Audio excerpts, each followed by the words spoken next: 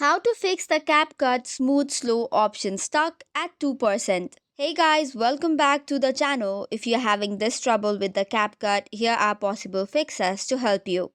First of all, you'll have to check for the device performance. Ensure it by closing all the background application and ensuring your device has enough processing power. Once that is done, head over to Play Store, search for CapCut and ensure your application is the latest version.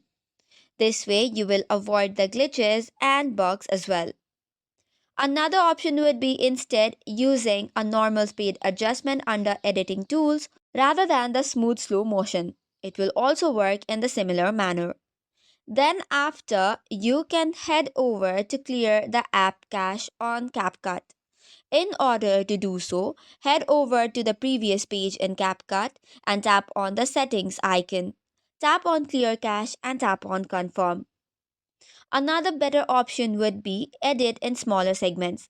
For this, you can go to your project, break the video into shorter clips before applying the smooth slow motion, and it should work fine. Similarly, if this does not work, uninstall the CapCut and install a fresh version to fix the potential software glitches. That's it for today's video. For more such contents, do not forget to hit the like and subscribe button. Thank you and keep watching.